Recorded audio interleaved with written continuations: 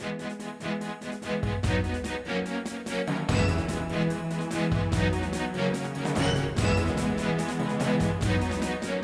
amigos, ¿qué tal? Sean ustedes bienvenidos a la entrevista. Hoy tengo el privilegio de poder realizar una conversación con Carlos Sabino. Él es uno de los grandes pensadores de América Latina. Carlos Sabino empezó su carrera profesional con una licenciatura en Sociología por la Universidad de Buenos Aires, en Argentina. Posteriormente obtuvo un doctorado de la Universidad Central de Venezuela y de hecho fue profesor en la Universidad Central de Venezuela durante muchos años, durante mucho tiempo. Está jubilado actualmente de esa universidad. Posteriormente, bueno, dio clases, realizó trabajos académicos en distintos lugares, entre ellos en Estados Unidos, y más tarde se asentó en la Universidad Francisco Marroquín de Guatemala. Ahí, de hecho, ha estado trabajando, realizando trabajo académico a lo largo de los últimos años. Entre los libros que ha publicado el doctor Sabino, tengo yo dos aquí que me parecen muy relevantes en esta ocasión.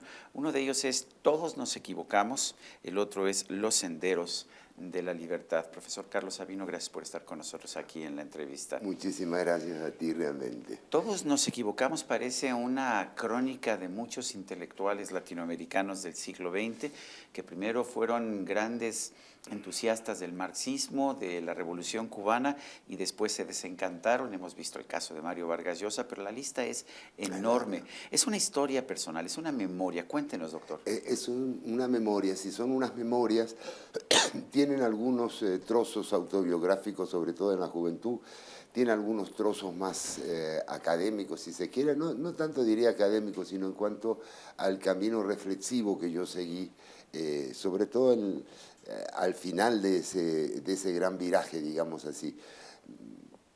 A mí me interesa mucho ese tipo de literatura que acabas de mencionar, de la gente que ha cambiado su modo de pensar. Está El pez en el agua de Mario Vargas Llosa, que es su memoria precisamente. Muy bonito libro realmente. Yo tengo un pequeño ensayo también sobre Vargas Llosa, donde menciono ese libro que me parece muy interesante, muy atractivo. En América Latina, la mayoría de los que hemos pasado del marxismo a ideas más liberales o ideas de libertad, no han completado el viaje. Esa es una de las cosas interesantes. Por ejemplo, está un famoso novelista nicaragüense que, bueno, a mí me dejan insatisfecho. En parte de eso también yo vi que yo quería contar realmente toda la historia, ¿no? ¿Ese novelista sería Sergio Ramírez, quizás? Es exactamente, muy posiblemente. Sí. ¿Qué convirtió en un marxista a Carlos Sabino cuando tenía pues una corta edad, estaba estudiando en la Universidad de Buenos Aires? Bueno, en realidad yo todavía estaba estudiando mi bachillerato cuando me convertí en marxista. Y yo diría que eran dos cosas. Primero, la fascinación del ambiente. Los más duros, los que pensábamos, los que pensaban así más a fondo eran los marxistas. Los marxistas tenían respuesta para todo. Pero eso era cierto además, y siempre pues había todo un dogma, pero también, no sé, el marxismo era una ideología incluyente, explicaba la historia, explicaba... Exacto, bueno, yo vi que en alguna ocasión algún profesor lo usó para explicar hasta los resultados del fútbol. Posiblemente, no había ningún problema. Yo tuve algunos amigos así que llegaban a ese punto. Me recuerdo en el año 62, en el Mundial de Chile, que había gente que hablaba en ese sentido, ¿por qué tal equipo o tal otro? Bueno, realmente ese era un factor. El otro factor era un factor más de política general.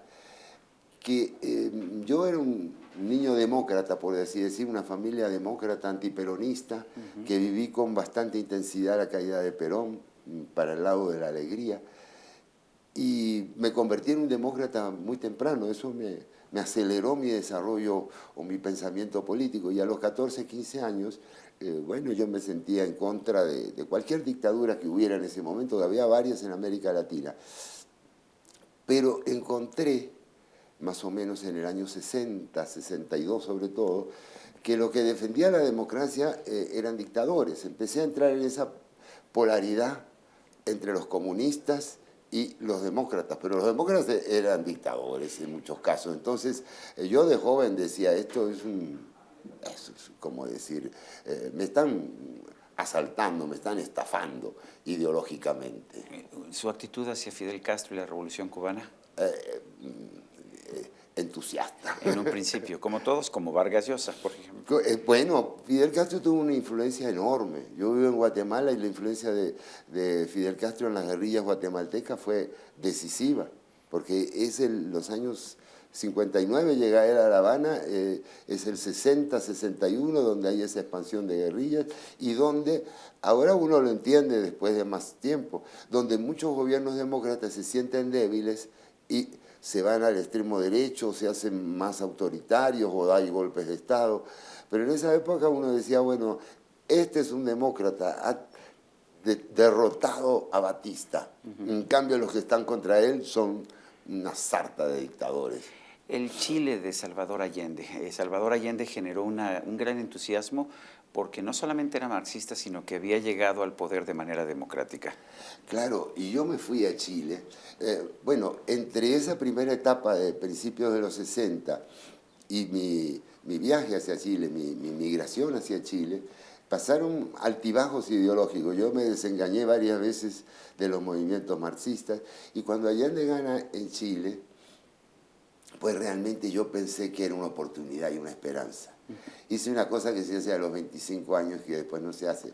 Agarré a mi mujer y mi hijita de 10 meses, renuncié a mi trabajo de ejecutivo en Unilever y me fui para allá a ver qué hacía por la revolución. Y terminé de catedrático en Arica, pero terminé desengañado porque vi realmente cómo funcionaba. Hoy se le presenta como un gran mártir y, bueno, y evidentemente fue objeto de un golpe de Estado, pero se nos olvida que quizás las condiciones ya estaban puestas y que la situación en Chile no era buena antes del golpe de Estado. Claro, eso fue lo que me hizo cambiar a mí de orientación y lo que me hizo pensar, bueno, mira, hay mucha discusión teórica, yo estoy en algunas cosas quizá de acuerdo, en otras no, pero la realidad viva, ya nació otro hijo mío, y yo tenía que salir en las mañanas temprano a hacer cola para ver qué conseguía para darle de comer. Así yo digo ahora como un cazador neolítico que tiene que salir a cazar su mamut. Como hoy en Venezuela, y usted ha vivido mucho tiempo en Venezuela. Yo he vivido mucho tiempo en Venezuela y he tenido la muy fea experiencia de ver repetir ese mismo ciclo. Con personajes quizá no de la calidad moral o intelectual de Allende, sino de otro estilo, porque ya... Hugo Chávez dio golpes de Estado y se la pasaba hablando de la democracia. Allende no, Allende era un hombre, un senador que trabajó en el Congreso durante muchas décadas. Pero en todo caso, en Chile, Allende era una voz, pero estaba un montón de jóvenes arribistas que estaban tomando todos los puestos importantes del Estado, las fábricas estatizadas, con una arrogancia inconcebible. Estaba la presión de Fidel Castro, que también era una figura que no se dejaba casi ver. Realmente yo empecé a ver todo lo malo de los países comunistas que había visto gracias a mi acercamiento al trotskismo.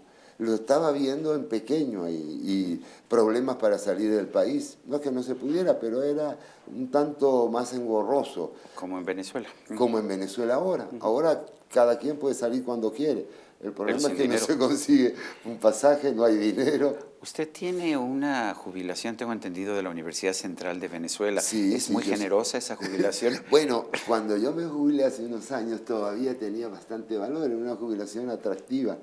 Tengo entendido que era el máximo que podía pagar la universidad de jubilación, ¿no? Bueno, sí, porque yo hice toda la carrera, ¿no? Yo soy profesor, porque en realidad eso no se pierde, profesor, dedicación exclusiva, titular.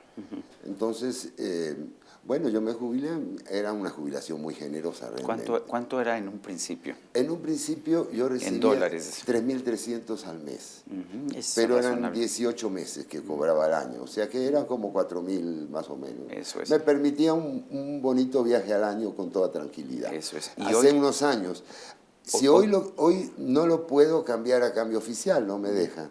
A cambio libre son 15 y monedas, $15 al mes. O sea, lo que eran $4,000 al mes, hoy son $15. Vamos a redondear en 20 para no hablar mal del gobierno. O sea, que nos acusen de hablar mal del gobierno. Usted ofrece también en este otro libro, Los Senderos de la Libertad, una especie de historia de las ideas de la libertad en América Latina. No ha sido, de hecho, una ideología que haya sido muy exitosa, por lo menos muy popular. Veo, de hecho, que hemos tenido mucha gente que defiende en lo teórico las ideas de la libertad, pero no en lo práctico. ¿Es ese uno de los males de América Latina? Bueno, yo no diría que es... En América Latina, como en todas partes, hemos vivido circunstancias duras. Todos los países viven circunstancias complicadas, difíciles, duras. Las personas que defendían ideas de la libertad acá se vieron enfrentadas a problemas muy importantes. La independencia, ese es un primer problema. Y ahí empiezan uno de estas situaciones que es difícil, no que es difícil, en las que uno no debiera juzgar sin entender bien al actor social. Un liberal en 1810 o 20 o 25 y había muchos que tenían las ideas perfectamente claras. ¿Qué es una república? Es que yo veo, por ejemplo, los liberales mexicanos del siglo XIX, Benito Juárez, Melchor Ocampo, todos ellos. Esos son de otra segunda etapa. Eso es ya de los años 60, 50.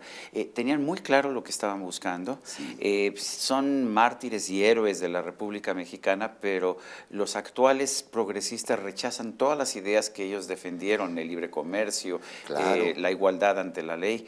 ¿Qué pasó que hace que respetemos a los personajes liberales, pero rechacemos sus ideas? Bueno, eso es muy interesante. Eso es el caso mexicano, digamos. Hay otros países donde ya ni los respetan. Eso es. Y hay otros países donde todavía algunas ideas les siguen. No, yo lo que quiero decir es, cuando se sale de la colonia, estos países son muy atrasados, muy pobres. Hablar de igualdad ante la ley es una cosa totalmente revolucionaria. Si esto estaba dividido en castas, había esclavitud. Entonces, el programa de los liberales era difícil de llevar a cabo. Había que tener mucho coraje y mucho apoyo. Y a veces el apoyo faltaba. Por eso hay una época muy convulsa. En México es típico esa también. Entre los 1820, digamos, y 1850, 60. Una época convulsa porque no hay instituciones legitimadas por todos. Ahí viene esa segunda época liberal que marca un enorme un progreso enorme en todo el continente, en toda América Latina. Profesor Sabino, ¿hay esperanzas para las ideas de la libertad, para la praxis también de la libertad en estos momentos en América Latina? Enormes esperanzas y enormes riesgos. Esa es la historia, todo el tiempo estamos así. Hay enormes esperanzas porque estamos viendo movimientos que, si bien se lanzan contra objetivos como la corrupción, son movimientos de base que apelan a tecnologías nuevas, pero que son populares. Estamos viendo cómo los partidos políticos más populistas pierden constantemente poder. Pero a veces ganan. Hugo Chávez ganó el poder, pero ya con el paso del tiempo la gente se desencantó. Pero claro, pasó mucho tiempo. Pero los Kirchner, estamos en una oleada ahora quizá del otro lado. Los Kirchner, la izquierda peruana ha quedado relegada al tercer lugar. En Guatemala 2 candidatos populistas perdieron y eran los más fuertes, los más poderosos. Esa es una parte de esperanzas. Pero hay riesgos enormes, por supuesto. Tenemos el riesgo de que estos estados latinoamericanos han crecido mucho, no sabemos qué hacer con ellos, la corrupción nos invade, hay desinterés en la gente, las ideas todavía no están muy claras en cuanto a economía, por lo menos en un sector amplio de la población. La gente sigue sin entender cómo funciona la economía y siempre piensa que las soluciones son controles de precios, controles de cambio. Eso es lo que la gente acepta y lo que la gente entiende. Por supuesto, y no podemos esperar, no sería bueno, o sea, no sería realista que todo el mundo conozca cómo funciona la economía. Nadie, o muy pocos saben cómo funciona un automóvil, ¿verdad?